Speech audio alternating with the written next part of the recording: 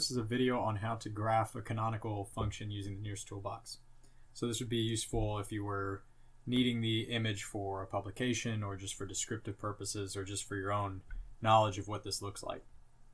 So within the NIRS Toolbox, there's actually a folder. So you have the plus NIRS folder, then you have a plus design folder, and within that is the basis folder.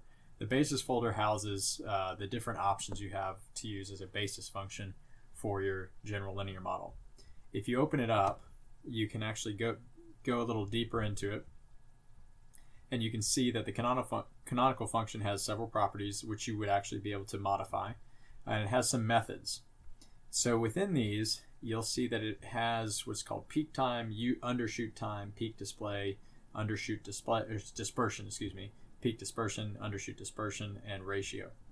Those are all designated by default here, and you can adjust them by calling them by dot functionality. So within this, there's a get impulse response, which takes all these as input. The get impulse response is actually housed down at the bottom, and it's this lovely mathematical formula that will actually graph this function. What you can do is kind of pull some bits and pieces from this to graphic directly yourself. So what I did was pull out all these parameters. So you have the peak time, undershoot time, peak dispersion, undershoot dispersion, ratio, and duration.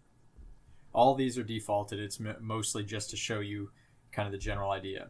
There's a sampling frequency set to 4. If you're just graphing it for your own purposes, it doesn't really matter that you have it set to 4 or 8 or whatever it might be. So I'm going to stick it set to 4. So let's go ahead and run just these first few lines just to give me my variables. You'll see them here housed on the side.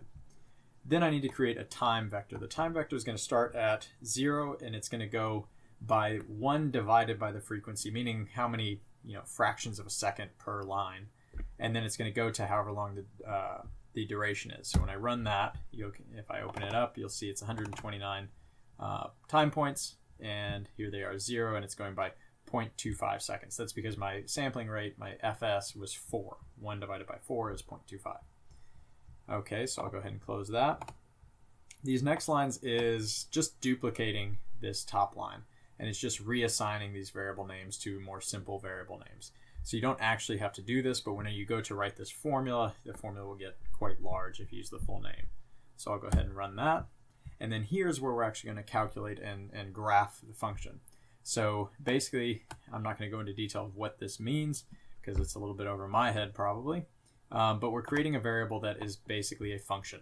So I go ahead and create the function, and I'm going to normalize the function, and finally I plot the function, and I'm plotting the time on the x-axis, the d on the y-axis, and this just designates that it's the color black, I believe. So once I do that, we should be, let me just make sure, all set.